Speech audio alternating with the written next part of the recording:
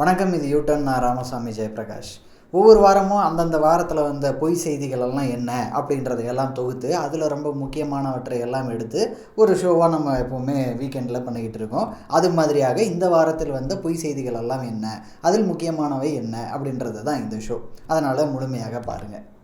இந்த ஷோவோட நோக்கமே என்ன அப்படின்னா, தினசரியில் அன்னன்னைக்கு என்னென்ன பொய் செய்திகள் வருது அப்படின்றத டெய்லியுமே எல்லோரும் ஃபாலோ பண்ணிக்கிட்டே இருக்க முடியாது.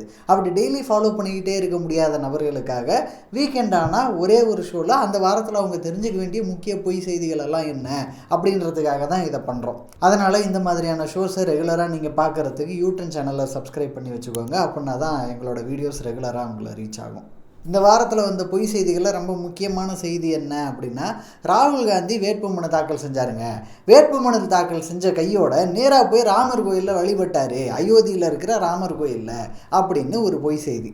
அவர் அந்த மாதிரி ராமர் கோயிலுக்கு, அயோத்தியில் இருக்கும் ராமர் கோயிலுக்கெல்லாம் போய் வேட்புமனு தாக்கல் முடிஞ்ச உடனே எந்த விதமான வழிபாடும் செய்யவில்லை. இது ஒரு தவறான தகவல் தான். இதுக்கு இவங்க காமிக்கிறாங்க இல்லையா ஒரு வீடியோ. இந்த வீடியோ எங்கே எடுக்கப்பட்டது அப்படின்னா, இது ஜார்க்கண்டில் எடுத்தாங்க. February 3 ஜார்க்கண்டில் ஒரு கோயிலுக்கு இவர் போகிறார்.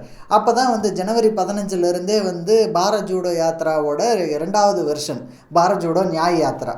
அதில் இம்ஃபாலில் தொடங்கிச்சு, மும்பையில் முடிஞ்சது இல்லையா. அது வந்துக்கிட்டே இருக்கிறப்போ ஜார்க்கண்ட் வழியாகவும் வந்தது. அப்படி ஜார்க்கண்ட் வழியாக வர்றப்போ அங்கே இருக்கிற ஒரு கோயிலுக்கு ராகுல் காந்தி போனார். அங்கே அந்த டைமில் எடுக்கப்பட்ட வீடியோவை வச்சு பாருங்கள், வேட்புமனு தாக்கல் செஞ்ச உடனே ராமர் கோயிலுக்கு, அயோத்தி ராமர் கோயிலுக்கு போய் இப்போ சாமி கும்பிட்றாரு அப்படின்னு சொல்லி ஒரு ஃபேக் நியூஸ் பரப்பிட்டாங்க. அதுவுமே இதில் கவனிக்க வேண்டிய விஷயம் என்ன அப்படின்னா, ராமர் கோயில் கட்டி திறந்தப்போ பாருங்கள் ராகுல் காந்தி போகவில்லை, ராகுல் காந்தி ராமர் கோயிலுக்கு போகவில்லை அப்படின்னு சொல்லி வலதுசாரிகளால் விமர்சிக்கப்பட்டார். இப்போ இந்த வீடியோவை வச்சு ராமர் கோயிலுக்கு போயிருக்கார் அப்படின்றது ஃபேக் நியூஸ். அதை வச்சு இவங்க என்ன திட்டுறாங்க அப்படின்னா, பாருங்கள் ராகுல் காந்தி ராமர் கோயிலுக்கு போயிட்டார் அப்படின்னு அதை வச்சும் ஒரு வசைப்பாடல்.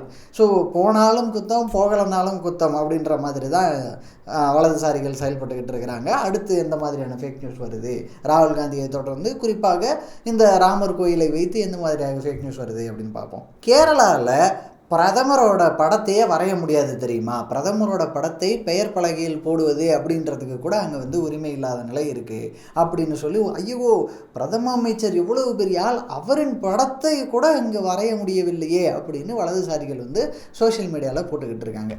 இப்போது எதனால் கேரளாவில் இந்த படத்தை நீக்கியிருக்காங்க அப்படின்னு பார்த்தா, இதை நீக்கினதுக்கு பின்னாடி ஒரு மிகப்பெரிய காரணம் இருக்குது தெரியுமா.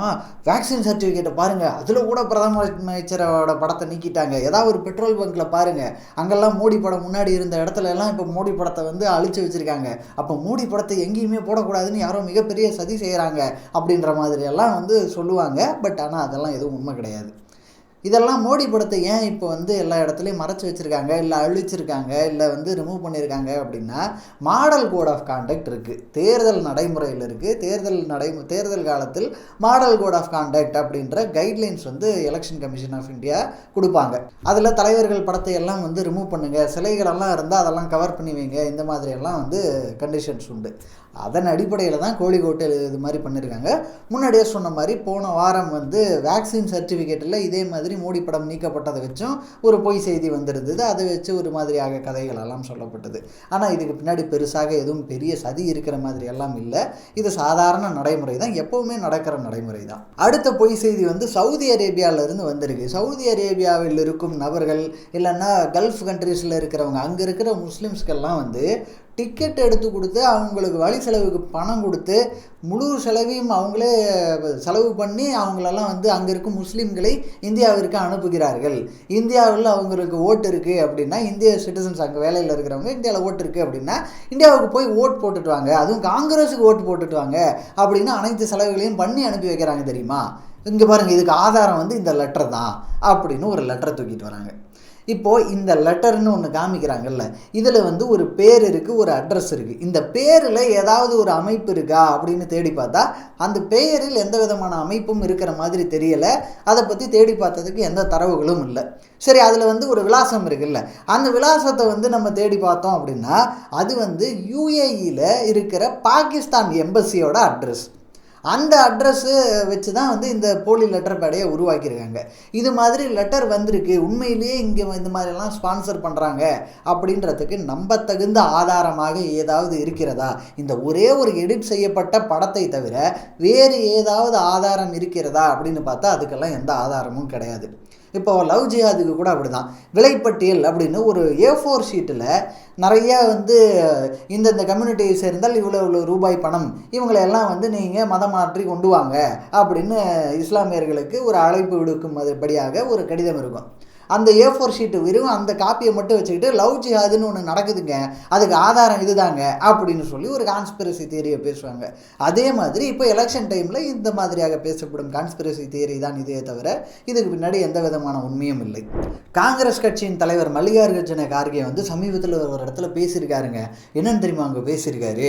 அவர் வந்து நாங்கள் வந்து இந்துக்களின் வீட்டுக்கெல்லாம் போவோம், இந்துக்களின் வீட்டுக்கெல்லாம் போய் அவங்க இருக்கிற அலமாரியெல்லாம் உடச்சி உள்ளே இருக்கிற பணம் நகையெல்லாம் எடுத்து இஸ்லாமியர்களுக்கு கொடுத்துருவோம். அதுவும் குறிப்பாக நிறைய குழந்தைகளை பெற்றிருப்பவர்களாக பார்த்து அந்த பணத்தை எல்லாம் எடுத்து கொண்டு போய் கொடுத்துருவோம் அப்படின்னு மல்லிகார்ஜுன பேசுகிறாரு பாருங்க. இது பார்த்தீங்களா ஆதாரம், இது தாங்க வீடியோ அப்படின்னு நிறையா வந்து ஒரு ஃபால்ஸ் கிளைம்ஸ் வச்சுக்கிட்டு இருக்காங்க. இது என்ன அப்படின்னா, இது உண்மையிலேயே வந்து மல்லிகார்ஜுன வந்து வேற ஒரு விஷயத்த பேசினார். அதை பற்றி பேசுகிறப்போ அந்த வீடியோவில் இருக்கிற ஒரு சிறு பகுதி, ஒரு 20 செகண்ட் 25 செகண்டை மட்டும் கட் பண்ணி முன்னாடி இருக்கிறதும் இல்லாமல் பின்னாடி இருக்கிறதும் இல்லாமல் அதை மட்டும் வெட்டி எடுத்துகிட்டு வந்து கொடுத்துருக்காங்க. ஆக்சுவலாக அவர் என்ன பேசியிருக்காரு அப்படின்னா, நாங்கள் வந்து காங்கிரஸ் கட்சியின் சார்பாக ஒரு மேனிஃபெஸ்டோ விட்டுருக்குறோம், நிறையா வாக்குறுதிகளை கொடுத்துருக்குறோம். அந்த வாக்குறுதிகளின் அடிப்படையில் நாங்கள் வந்து என்ன சொல்கிறோம் அப்படின்னா, எல்லாருக்கும் வளர்ச்சி போய் சேர வேண்டும், எல்லாருக்கும் எல்லாம் கிடைக்க வேண்டும்ன்ற மாதிரியாக நாங்கள் நிறைய திட்டங்களெல்லாம் வகுத்து வச்சுருக்கோம். இப்போது இந்த மாதிரியாக நாங்கள் வச்சுருக்கிற திட்டத்தை வந்து பிரைம் மினிஸ்டர் தப்பாக மக்கள்கிட்ட கொண்டு போய் சொல்கிறாரு. பிரைம் மினிஸ்டர் வந்து மோடி வந்து என்ன சொல்கிறாரு அப்படின்னா, அவர் வந்து காங்கிரஸ்காரங்க வருவாங்க, காங்கிரஸ்காரங்க வந்து உங்கள் வீட்டில் இருக்கிற அலமாரியில் இருக்கிற பணத்தை எல்லாம் எடுத்துப்பாங்க, அதையெல்லாம் கொண்டு போய் முஸ்லீம்கள்கிட்ட கொடுத்துருவாங்க, அதிக குழந்தைகள் பெரும் நபர்கள்கிட்ட கொடுத்துருவாங்க, இப்படி நல்லா பிரைம் மினிஸ்டர் சொல்கிறாருங்க. நாங்கள் சொன்னது அதுவே இல்லை, நாங்கள் சொன்னது இதுதான் அப்படின்னு அவங்க என்ன சொன்னாங்களோ அதை வந்து மல்லிகார்ஜுன கார்கே பேசினார். இதில் அந்த மோடி என்ன சொல்கிறார் அப்படின்றத இவர் பேசி காமிச்சார் இல்லையா, அதை மட்டும் எடுத்து மல்லிகார்ஜுன கார்கேவே ஓப்பன் ஸ்டேட்மெண்ட் கொடுத்துட்டாரு. எல்லா இந்துக்களின் வளங்கள் சொத்துக்கள் இதெல்லாம் எடுத்து இஸ்லாமியர்களுக்கு கொடுத்துருவாங்க அப்படின்னு சொல்லி மல்லிகார்ஜுன கார்கே சொல்லியிருக்காருன்னு சொல்லி இதுதான் ஆதாரம்னு ஒரு பொய் செய்தியை பரப்புகிறாங்க. இது மாதிரியாக பல்வேறு விஷயங்களில் இது மாதிரி வெட்டி ஒட்டப்பட்ட வீடியோக்கள், இல்லைன்னா ஒருத்தர் பேசுனதை இன்னொருத்தர் பதில் சொல்வதற்காக சொல்லி காமிப்பார் இல்லையா, அந்த பகுதியெல்லாம் எடுத்துகிட்டு வந்து பேசுறது, இல்லைன்னா பொய் செய்திகளை பரப்புவது, இல்லை வாய் தவறி சொன்னதை வைத்து பொய் செய்திகள் பரப்புவது, இது மாதிரியாக வலதுசாரிகள் தொடர்ந்து அந்த வேலைகள் பார்த்துக்கிட்டு இருக்காங்க. அதன் தொடர்ச்சியாகத்தான் இந்த வேலையும் நடந்திருக்கு. இப்போ இதை பற்றி சொல்லிக்கிட்டே இருக்கிறப்போ இதுக்கு பெர்ஃபெக்ட் எக்ஸாம்பிள் தமிழ்நாட்டிலையும் ஒன்று இப்போது ரொம்ப சமீபமாக இந்த வாரத்தில் நடந்தது. அது என்ன அப்படின்னா, திருமாவளவன் வந்து ஒரு ப்ரெஸ் மீட் கொடுக்குறாரு. அவர் ப்ரெஸ் மீட் கொடுக்குறப்ப அவர் என்ன சொன்னார் அப்படின்னா, டெல்லியில் 7 இடங்கள்லையுமே வந்து ஒரு இடத்துல கூட பிஜேபி வராது அப்படின்னு அவர் சொல்ல வராரு.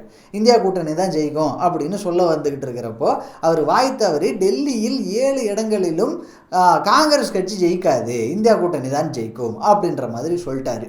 அது பாஜகன்னு சொல்வதற்கு பதிலாக அப்படி மாற்றி சொல்லிட்டாரு. அதையும் கூட இருக்கிறவங்க வந்து சுட்டி காட்டணுன்னு உடனே மன்னிக்க வேண்டும் அப்படின்னு சொல்லி சரியான விஷயத்த சொல்லிட்டார். அதாவது பாஜக டெல்லியில் 7 இடத்துல ஒன்று கூட ஜெயிக்காது, எல்லாமே இந்தியா கூட்டணி ஆகிய காங்கிரஸும் ஆம் ஆத்மி கட்சியும் தான் வெற்றி பெறும் அப்படின்னு திருத்தியும் சொல்லிட்டாரு. ஆனால் அதெல்லாம் இவங்களுக்கு தேவையில்லை. அந்த ஒரு 10 செகண்ட் 15 செகண்டு அதை மட்டும் எடுத்துகிட்டு வந்து போட்டு அதை வைத்தும் போலி செய்திகள் பரப்புவது. முன்னாடியே சொன்ன மாதிரி இது இவங்களுக்கு ஒரு ரெகுலர் வேலை அப்படின்றதுனால ரொம்ப சிறப்பாக அந்த பொய் செய்திகளை பரப்புவார்கள். இந்த மாதிரி பொய் செய்திகளை பரப்புவது அப்படின்றதுல வந்து அரசியல் கட்சியை சார்ந்தவர்கள் அப்படின்றது மட்டும் இல்லாமல் பிரபலங்கள் எல்லாருமே கூட வந்து விக்டிமாக இதில் மாட்டிக்கிறாங்க. இப்போ சமீபமாக போன வாரத்தில் யார் மாட்டினாங்க அந்த மாதிரி அப்படின்னா, இயக்குனர் வெற்றிமாறன் வந்து போதை எல்லாத்தோட ஃபண்டமெண்டல் ரைட்டுங்க, போதை வந்து அடிப்படை உரிமை மனிதர்களுக்கு அப்படின்னு பேசிட்டாருன்னு சொல்லி ஒரு ஃபேக் நியூஸு அதை வந்து போட்டு அடிச்சுக்கிட்டு இருக்காங்க. ஆனால் ஆக்சுவலி அவர் என்ன சொல்லியிருக்காரு அப்படின்னு பார்த்தா, கடந்த காலங்களில் இந்த மாதிரி இறைச்சி மனிதர்களின் ஃபண்டமெண்டல் ரைட்டு, அடிப்படை உரிமை, இறைச்சி உண்ணுவது அவங்க எல்லாருக்குமே உரிமை உண்டு அதுக்கு அப்படின்னு ஒரு கருத்தை சொன்னார். இதை தான் எடுத்து இவங்க இந்த மாதிரியாக மாற்றி போதை வந்து ஃபண்டமெண்டல் ரைட்டுன்னு வெற்றிமாறன் சொல்லிட்டாரு அப்படின்னு போட்டு அடிச்சிருக்காங்க. ஏன்னா வெற்றிமாறன் மேலே ஏற்கனவே வந்து பல தரப்பினருக்கு பெரிய ஒரு வெறுப்புணர்வு இருக்குது. அதுவும் குறிப்பாக வலதுசாரிகளுக்கு இயக்குனர் வெற்றிமாறன் மீது கொஞ்சம் எப்போவுமே உரசல் போக்கிலே தான் இருக்கும். பெருசாக அது வந்து ஒரு பெரிய இஷ்யூவாக வருமா அப்படின்னா அந்த மாதிரி கிடையாது. பட் சில இடங்களில் இவர் வெற்றிமாறன் பேசும் கருத்துக்கள் வந்து வலதுசாரிகளுக்கு டேமேஜ் ஆகிற மாதிரி முடியும். அதனால் அதன் பின்னணியில் தான் இந்த மாதிரியாக பொய் செய்திகள் பரப்பப்பட்டிருக்கிறதா அப்படின்ற ஒரு கேள்வியும் இருக்குது. இதை வந்து என்ன காரணத்திற்காக எந்த நோக்கத்திற்காக பரப்புனாங்க அப்படின்றது தெளிவாக சொல்ல முடியல. அப்படின்னாலுமே இந்த சந்தேகம் வந்து எழுவது இயற்கையாக இருக்குது. மக்களின் உணவு பழக்க வழக்கம், தனிநபர்கள் என்ன மாதிரியாக உணவு உண்கிறார்கள், என்ன உணவு உண்கிறார்கள், இது எல்லாமே வந்து அரசியல் மயமாக்கி அதை வந்து விமர்சிக்கிறதுக்கு, அதை தடுக்கிறதுக்கு, யார் என்ன சாப்பிடணும் என்ன சாப்பிடக்கூடாதுன்னு முடிவு பண்ணுறது நாங்களாக தான் இருக்கணும் அப்படின்ற வேலையை செய்வதற்கு அப்படின்ற மாதிரியாக இங்கே நிறைய பேர் வந்து பண்ணிக்கிட்டு இருக்காங்க. ஒரு சித்தாந்தமே இதுக்காக வேலை செஞ்சுக்கிட்டு இருக்கு. அப்படியெல்லாம் இருக்கிறப்ப வந்து இந்த உணவு சார்ந்தே வந்து இன்னொரு ஃபேக் நியூஸும் வருது. இந்த ஃபேக் நியூஸ் என்ன அப்படின்னா, ஒரு பார்ப்பனர், ஒரு புரோகிதர் இல்லை ஒரு பண்டிட், அவர் வந்து கறி சாப்பிட்றாருங்க அப்படின்னு இது ஒரு வீடியோ எடுத்து போட்டுக்கிட்டு இருக்காங்க. அந்த குடுமையெல்லாம் வேறு வந்து இப்படி பிடிச்சி காமிக்கிறாங்க. அந்த வீடியோவில் நீங்கள் பார்த்தீங்கன்னாலே தெரியும், இவர் வந்து ஒரு புரோகிதருங்க, இவர் வந்து கறி சாப்பிட்றாரு பார்த்தீங்களா அப்படின்னு சொல்லி இந்த ஃபேக் நியூஸ் வந்து போகுது. இப்போது இதில் வந்து உண்மையில் என்ன நடந்திருக்கு அப்படின்னா, இது வந்து வெறும் ஸ்கிரிப்டட் வீடியோ. சுஜித் பாண்டே அப்படின்னு ஒரு நபர் வந்து ஃபேஸ்புக்கில் இயங்கிக்கிட்டு இருக்காரு அந்த பெயரில். அவரோட வேலையே என்ன அப்படின்னா, ஸ்கிரிப்டட் வீடியோவாக நிறையா எடுக்கிறது.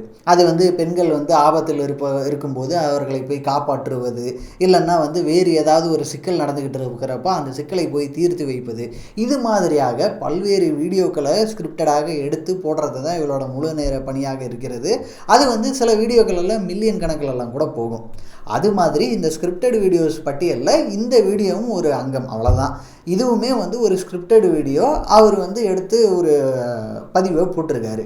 அந்த ஸ்கிரிப்டட் வீடியோவை எடுத்து அதில் இருக்கிற ஒரு ஃபியூ செகண்ட்ஸை மட்டும் எடுத்துகிட்டு வந்து ஒரு புரோகிதர் இல்லை ஒரு பண்டிட்டு இறைச்சி சாப்பிட்றாரு பாருங்க அப்படின்னு இங்கே தமிழ்நாட்டில் ஒரு பொய் செய்தி வந்து பரப்பப்பட்டுக்கிட்டு இருக்குது. வடநாட்டில் சில இடங்கள், வட மாநிலத்தில் சில இடங்களிலும் கூட இதை வச்சு ஒரு பொய் செய்திகள் பரவிக்கிட்டு இருக்குது. யூட்டனை தொடர்ந்து ரெகுலராக பார்த்தீங்க அப்படின்னா இது மாதிரியாக செய்திகள், பொய் செய்திகள் எல்லாம் வந்து வரும்போதே அதில் இருக்கிறவங்களுக்கு டெம்ப்ளேட் எல்லாம் வந்து புரிய ஆரம்பிச்சிடும். என்னென்னா மறுபடியும் வந்து ஒரு சில பேட்டர்ன்லேயே நிறைய பொய் செய்திகள் வரும், போலி செய்திகள் வரும். ரொம்ப புதுமையாக இதுக்கு முன்னாடி நம்ம கேள்விப்படாத போலி செய்திகள் இல்லை பொய் செய்திகள் அப்படின்னா ஒன்றோ இரண்டோ வரும். ஆனால் பெரும்பான்மையான பொய் செய்திகள் வந்து இதுக்கு முன்னாடி வந்ததையே ரீசைக்கிள் பண்ணி தான் யூஸ் பண்ணுற மாதிரி, இல்லைன்னா அந்த டெம்ப்ளேட்டையே வந்து மறுபடியும் பயன்படுத்துகிற மாதிரியான பொய் செய்திகள் நிறையா வரும். அதனால் யூட்டனை வந்து ரெகுலராக படிச்சிங்க அப்படின்னா நீங்கள் வந்து பொய் செய்திகளிலிருந்து உங்களையும் உங்களை சுற்றி இருக்கும் நபர்களையும் தற்காத்து கொள்ளலாம். நன்றி.